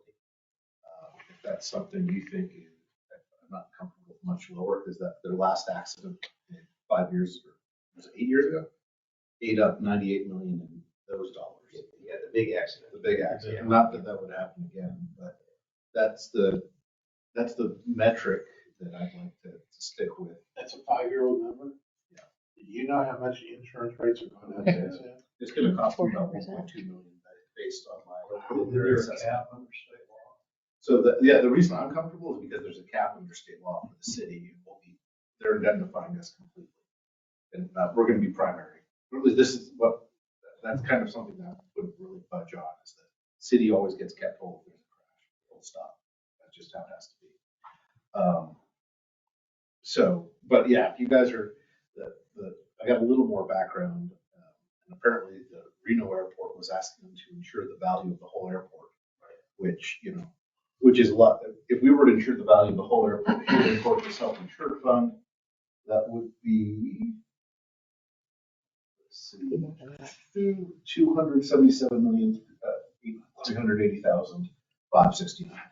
So I don't think that's a reasonable amount to be insuring for an air show. But again, that's something I want the board to think about, because you guys are going to be seeing the lease and the contract roll through here as the first stop. And that's more or less where we already pre-negotiated. The self-insured fund seemed comfortable with it too, and was going to offer to help them acquire any insurance down here. Okay, any other comments on RARA? All right, Mike, thanks for all your leadership and help on this, and city staff also. It has been a team effort, no question. Okay, we're on to insurance updates. So on the hail claim, we are moving right along. Building T Hangar 119 is being repaired as we speak, and they'll move right on to 120. We did run into a little bit of a stall on 119. The R panels that were being replaced on the siding, on the walls, back in the day when those were built, the panels had bumps. The design was a little bit thinner than what our panels are now. So when the doors were opening, they started binding up on that stationary wall at the very end. So we've worked with the insurance company, and we're going to go ahead and replace the end walls on all sides of the hangar so that we don't look like a quilt of metal out there with U panels. So there'll be two styles, but it will be aesthetically pleasing. So that it won't be a complete replacement of all of the siding, but it did stall us out a little bit with getting negotiations with the adjuster done. But that's been agreed, secured, moving forward. So they will do that on both 119, T Hangar 119 and 120. And then the construction company will move over to Hangar 85 as soon as that is done. As far as the other roofing contracts go, building 734, which is the Badlands Saints building, they will be starting the roof repair on that tomorrow, and it is a complete replacement on that roof. And then moving over to our snow removal equipment building after that, and that will get us almost done with all of them that are contracted under custom construction. There'll be two more roofs at Aplight 1536 and I believe 1531. And they are slated to be completed by the middle of April. So we will hit our deadline with custom construction. We will squeak in probably with our deadline with White Rock Construction, who's doing most of the general contracting. And then Allen Roofing is 99% complete on 1081, moving over to 1083A, and we'll simultaneously be working on 1083A and the DOT building 735. So, and he is confident he will be done as well by the middle of April, or at least by May 1. That gives us 60 days to get our approval of pay and reimbursement in by June 30th, which is the goal, to get all of the money that was moved out of capital outlay to go back in where it belongs. And so that is my primary focus of any projects that I'm working on from now to the end of the year, on top of getting a switch from QuickBooks to Tyler. No pressure. No pressure. So you think both the wind claim and the hail claim could basically be? Just the hail claim. Okay. The wind claim, which is the next item. So this is just the hail claim. So are you okay if I move forward? Yeah. The wind claim, building 610, which is the New Mexico Youth Challenge, as you saw when you probably drove in, is in process. So that should be done. And then the agreements on pricing are still in the wheelhouse of the contractor for 84, 85, and 1083, the metal siding. So I anticipate that we will be moving forward with hangar 84. I'm attempting to try to get that done within this fiscal year. That is going to be dependent on budget. So an approximate completion on the wind claim stuff then? It will happen and it'll be shovel ready, as we say, by July. So July, they should be able to start knocking them all out. But again, that's dependent on how the governing body gives us the funds. Mr. Chair, what was the total of all the insurance claims that you just listed? The hail was 1.9 million for 2021. I only know what portion I've been paid for the wind claim, but because those have not been settled yet 100%, I don't have a final number for you, sir. Can you talk about the top of the Baldwin? Sure. So that's a new wind event that happened last week. We had over 50-mile-an-hour winds on top of Dean Baldwin. That roof was done by Allen Roofing. I don't know what year, so I apologize for that. But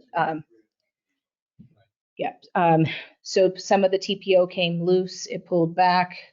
We have secured it, so I'm going to give credit to Mac on this one. So Mac Rogers is running that project. I just got an update this morning from him, but they have resecured to avoid any further damage, and that will be being submitted or has been submitted as a wind claim or a wind event.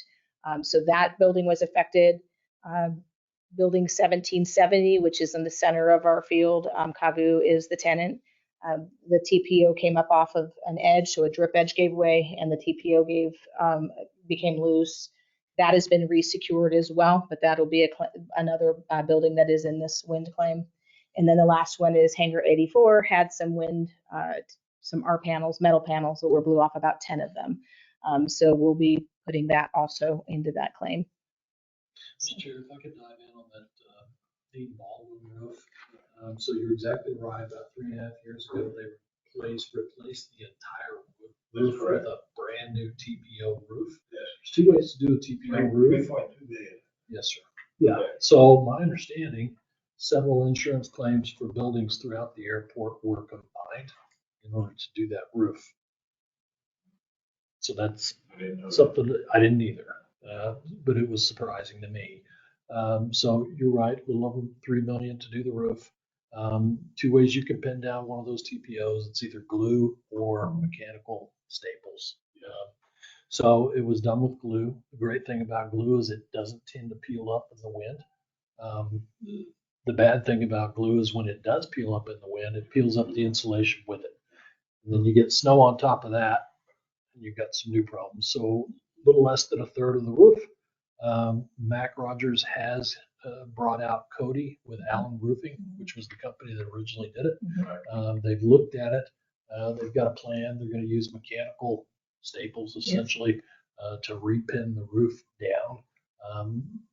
We're thinking a little early, but probably about a $500,000 claim in order to repin that down, reseam it, and reglue to the seam. So from the standpoint of what we all know about that specific roof, and that's probably the biggest TPO roof we've got out here, is my guess. I would guess. Yeah, probably the biggest one. Is that not something in the future that the airport needs to look at from the standpoint of we're going to have wind? Do we not need to ensure that in the course of redoing some of those roofs that we use some sort of mechanical tie down, especially on something that big, as opposed to glue? Well, and the point I missed that I should have made was that roof is still under warranty. So we were excited about that. The problem with that is it's a 10-year, 55-mile-an-hour wind warranty. So every agency, including our tower, if you look up the logs, you're between 60 to 80 miles an hour wind recorded on that day, and that was before their stuff got clogged up with dirt and stuff. Right. Yeah. So, So the insurance likely, company's not real happy to fund that, are they? they won't.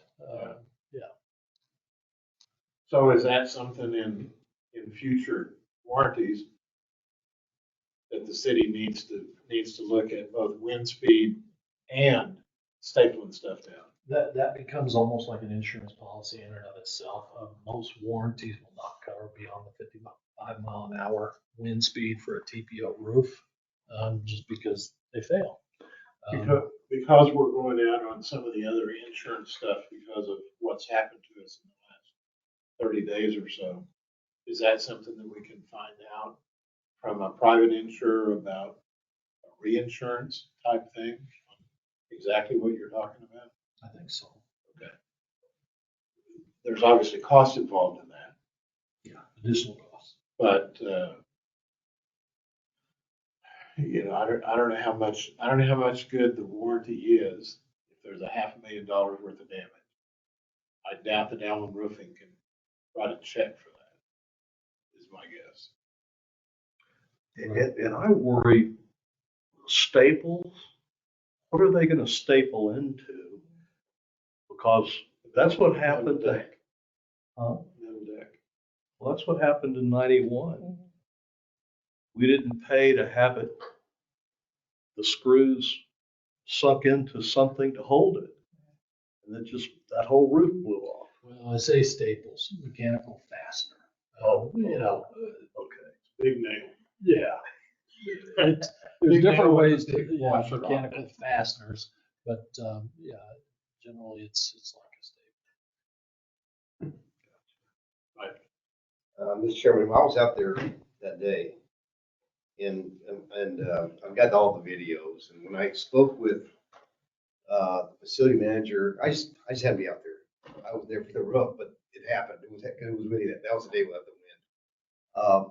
The facility manager, and I don't get the guy's name, John? David. Facility? Maintenance? It was David and Nathaniel. The guy with the big knife. Right? Nathaniel. Okay. That's not a knife. Anyway, the involvement claims that, and I think they would apply to any TPO roof, that they claim they had a previous claim in with the insurance company flashing.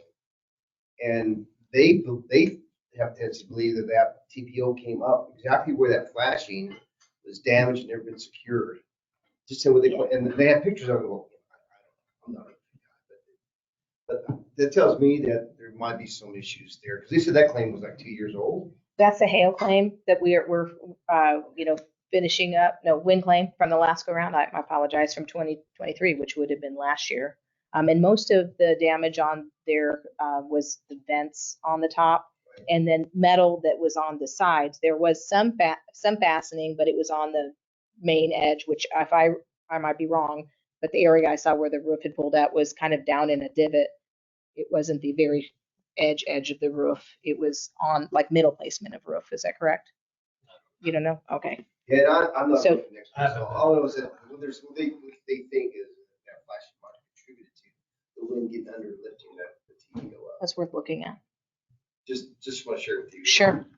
I didn't call them, but not my deal. Was that done in February? Yeah, February of last year. Last year. But the roof was just. It was February too. A year later. A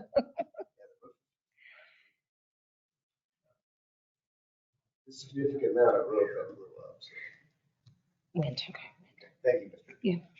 Okay. We're pushing 2 hours. I knew this was going to be a long one, but we've got some stuff that we still need to get through here. Jenna, can you give us a summary on anything on vacant properties, since you've been shortchanged on time to put stuff together? What I do know that's happened in the last month is we have been moving forward with a company. I'm working on an RFP for Building 93. At this point, can't disclose much about it, but I've signed an NDA, so I can't really discuss much about it. But I can state that we have a highly prospective tenant in that building. Yes, he is. That's what I said. Yeah, he signed it too. Then we also have shown 611 and 1000 to a gentleman that's looking at putting in a STEM aerospace type of an incubator. What he's wanting to do is to help aviation companies that are startups coming in. It will be a nonprofit company or a profit company. He hasn't determined yet which way he wants to make that go. Yes, yeah. And so it looks to me, he's visited twice, and so I think he'll be back again to visit as well. But he had looked at both 611 and Building 1000 for his needs there. And is that just mostly warehouse space? Is that what those buildings are? But building office space. So they would have an office space and then have conference room and training rooms. So whatever they're planning on moving forward with. Also, I just want to mention that we had the state police in Building 1081. We do collaborate with them on our AEP, and then all of our dry runs that we do that's required by the FAA, they're part of that. So we kind of assist with them, but they had some bomb training that they did, and so they did borrow Building 1081 to go in and do some training in there this last month as well. And really, that's about all I have on vacant buildings. We do have some activity at 93 is the blue one next to Hobson Road. Yes, sir. All right. Okay. You haven't had a chance to put a lease summary report together, have you? No, sir. Oh, that's the vacant buildings if you want to look at them again where we're at. So, yeah, and then the lease summary, I've not put anything together and nothing was provided at this point. I can put 2 months together worth if you'd like me to present them both next month. Okay. And Mr. City Manager, do you think we're going to try to go out again as quickly as possible to identify another property replacement person? We've already opened the position. Okay. David no longer. David left last week. You didn't go to Dallas. Okay. Well, and he unfortunately gave that much notice. Not a good deal. Very disappointed. Yep. Okay, last thing, and we move this upwards, under action items number 19, we move that forward under non-action items. And I think because of time, the commission has been provided a copy of this. Please take that home, look at it. I think I can summarize. And here's what we need to probably recommend back to either legal or city council or somebody on that. I don't know who we need to recommend it to. If I'm a tenant and I'm going to put in $100,000 to go redo something that the city has not been able to get done, no funding. And the most that I can get rent abated on that is 50% of my rent per month. So that would mean that the time stretches out further to get my capital investment back from the city through rent abatement. I guess my question is there a better way to do that that doesn't strap the city any more than it's already strapped, but that benefits the tenant by a quicker reimbursement through a higher percentage of rent abatement? And I don't know the answer to that. The answer to that is what we do with Transarrow. Well, You do it with, if it's a current tenant, you reopen the lease. And that's it. but Transarrow obviously does not follow this policy. Right, because that was an initial lease. Yeah. So rent abatement is for an existing lease. Right. There's no rent to abate, negotiate lease structure up front. And I think it Okay. depends on the lease and the structure of the lease. So What's that's- what's required, what would we sign off on? So that's different, but I guess I would like us to consider from the standpoint of both the city and the tenant, is there a better mechanism than a 50% rent abatement to the tenant over time? And I don't think I know the answer to that. I know why it's 50%, because in previous administrations, everybody said, you gotta keep paying us something, we gotta have some money. And so I understand that. But I just posed that question. Mike actually brought it to my attention and sent this to me. So let's table that, Jenna, and we'll look at it. If anybody else has some comments they'd like to make, go ahead and make the comments. Let's bring this up next meeting. Any other comments? Mike, you want to say anything about it? We'll bring it back next meeting, talk about more. Y'all have a chance to read it. Have some make an opinion. Okay. All right, sounds good. So we're down to action items. Not trying to dictate what the city manager should be No, I got it. I can tell him. He didn't listen to me either. doing. The guys with the safe shirts, I mean, maybe that's Shocked at the Great mind. I feel really good about that. He's a jury. Oh, yeah. Okay, item number 16, and before we get started, I think we're gonna look at whatever Jenna found to put together. I do know Try and the make leases these are things sound happen. because Hess did look at them, so I do know all 4 of these leases you have looked at. So let's go ahead That part I know. and consider these. And the first, oh, you write that on things. Perfect. So this is to consider recommending Badlands Saints a request for a 1-year lease. Badlands Saints is wanting to lease building 734, consisting of 2,484 square feet, more or less, commencing on June 1, 2024, and ending May 31st, 2025. So I'll give us kudos that at least we're getting this negotiated on the table before it expires. So I'm kind of excited about that. Tenant agrees to pay the landlord as rent $4,102.41 annually, payable in 12 monthly installments of $341.87.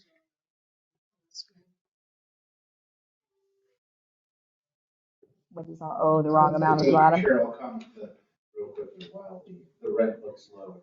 You look at the little bit we're making out like this. Yeah, it's $1.67 per square foot is actually what was negotiated with David. So they just took whatever was last year and did a 3% increase is what I understand happened. But I concur that the rent is low. We are putting a new roof on that building right now. It does have electrical. It does have a bathroom in it, but there are no temperature controls in the building. Well, a roof for a building that size is gonna cost over $4,000. That's correct. So we're recapitalizing the building and we won't even get paid for the roof. Yeah, I didn't know we were putting the roof on. for a Well, couple that of was years. help. It's a claim. It was a claim. Yeah, but we still pay the plans back. That's correct. That is one that is being replaced by the hail claim. But we don't have any options. If we're gonna rent the stuff out here, it's gotta have a roof. That's optional. So this, you said this is $1.60. $1.67 a square foot is what this was negotiated at. And we have other storage spaces without many amenities that are in that range, or no? Yeah, no, this would be one of the very few, and this is not an aeronautical activity. Last time I looked at the pictures of the building. Well, if they're willing to use it, pay us money, let's let them use it. Well, and I will say the 2 buildings that are adjacent to it that are very similar, a little higher end, they are vacant.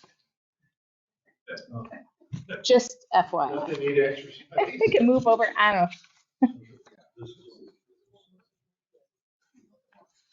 Yeah. Okay, any other comments, Jenna? No, that's it. Comments, questions from commissioners? Move to approve. Second. Moved and Sean seconded to approve the John lease. seconded. If there are no further questions, all those in favor signify so by saying aye. Aye. All opposed? Motion carries. Thank you. Oh, there's the property. That doesn't look bad. This is. Yeah, the inside didn't look so good. The inside's not so chummy. I wouldn't hang out in Yeah, because Would there's you used to get be in little there? dogs in there. I mean, I put my older daughter in there, she's straight out. All right. The next recommendation is for Bravo 3 Holdings request for a 1-year lease. This is an existing tenant. They're wanting to go ahead and enter into another 1-year lease for bunker 1133, consisting of 2,008 square feet, more or less, commencing on March 1, 2024, and ending February 28, 2025. The tenant agrees to pay the landlord as the sum $4,820.40 annually, payable in 12 monthly installments of $401.70, and this does come in at $2.31 a square foot. He started at $2.25, and we've increased per CPI or 3%, whichever is greater. At this point, it's CPI at 3%. This is dirt. Yes, I mean It's that much better than what we just looked at? this is very specific as well to being able to be ATF rated, and so that's the purpose. So that building could be ATF, No, right? ATF may go there, but Rated, but- I'm teasing. All right, any comments or questions from the commission? Move. Second. Moved and seconded to. approve John this moved. Mike lease second. as presented. All those in favor signify so by saying aye. Aye. All opposed, motion carried. Thank you. Alright. So this is a renewal for the FAA. We started this renewal back before they were struggling to stay open, and we wound up being stuck in a little bit of a wheelhouse with their legal team getting information back to us. But the FAA requests to enter a 5-year lease for Building 1050, consisting of 4,837 square feet, more or less, commencing on October 1, 2023. So they will backdate it for us, and ending September 30th, 2028. And they did, in the lease, say that they would pay the difference for those months that they didn't have this in place. Tenant agrees to pay the landlord the rent sum of $47,955.24, payable in monthly installments of $3,996.27. This comes out to $9.91 a square foot. We do cover the maintenance of that building. They take care of janitorial and utilities, so we are responsible for maintenance. And then I did want to state that the 991 is that the accelerator is not there because they did a fixed accelerator of 5% over the length of the lease to accommodate what we would normally do as CPI, whichever is greater, because it's no 5% per year, but they, yes, so they just locked it in at an average so that they didn't have to go back for budget approvals every year. You have a picture? Oh, that's just a horrible picture. That's the roof. It is a really great roof. Actually, that's one that we're working on in our budget this year to get repaired and replace some HVAC units that I'm working with the MAC on. That's all office space. Yeah, it's all office space. That houses their SSC. Any updating in bathrooms or HVAC or anything like that recently? We are putting a repair on the roof where it's leaking, and HVACs are going to be replaced. They had trouble last summer with their HVACs, and so that was part of this agreement. Yes, and their former lease was $4 a square foot. Wow. Motion's been Mike made and and seconded to approve this. Mike lease. and Dr. Thank you. Cal. Mike and Dr. Cal. All those in favor signify so by saying aye. Aye. All opposed, motion carries. 991 a square foot for office space is pretty good throughout here. Pretty darn good. All right. Okay, next one. This last one is also the FAA. They're requesting to enter a 5-year lease for Building 1776 Bravo, consisting of 1,344 square feet, more or less, located at the Roswell Air Center, beginning October 1st, 2023, and ending September 30th, 2028. They utilize the space for storage of equipment or any type of needs that they need. This is a support building to 1050 and Tech Ops. The tenant agrees to pay the landlord as rent the sum of $4,882.20, payable in $4,882.20, payable in monthly installments of $406.85. This is $3.63 per square foot. Storage. Second? John approved. Second. Second was Dr. Powell. Question. Yes, sir. What condition is it? Does it have, does it have utilities? I mean, Electric. What's the condition of it? It just has electric. Let me see if I have a picture. Here it is. So if you look at one side of it is being rented by an air traffic control personnel for personal storage, and anticipate that that'll be gone within the year. But yeah, it's adjacent in proximity to the air traffic control tower, but it's a very basic building. Yes. I want to speculate, but I wanted to say it was CMU, but I'm not 100% sure I'm accurate. Been moved. Any further comments, questions? Been moved and seconded to approve this lease.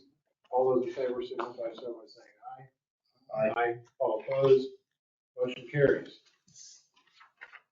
Okay, Jenna, thank you. Thank you. I think that gets us through our entire agenda.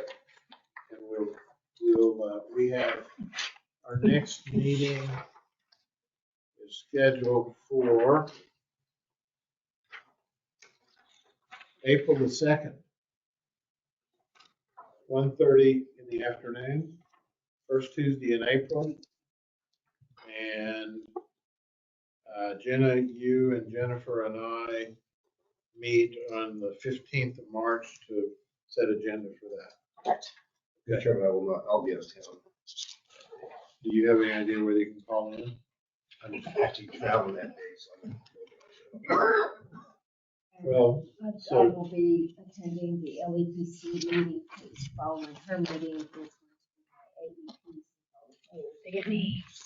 You're- at her meeting, so I won't be there. you won't be here. Her meeting actually starts. So, since we can't count on Matt very well, we may have to. I can't, I've got it in the following. You're going on the 9th? John, what's your schedule look like? Okay. So either the 2nd or the 9th, you can't be here. That's correct. How about you, Sean? I can be here the 2nd or the 9th. Okay. Well, if the three of us can be here, we've got a quorum. If Matt, of course, Matt was supposed to call in today, and he didn't. Yeah, I'll be in the air.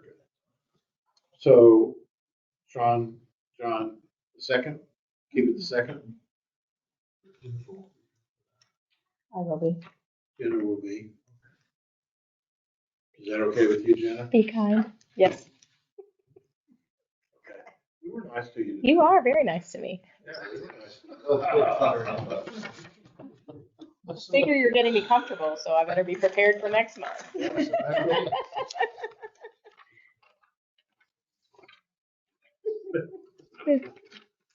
Okay, are there any other comments, engineering comments, questions?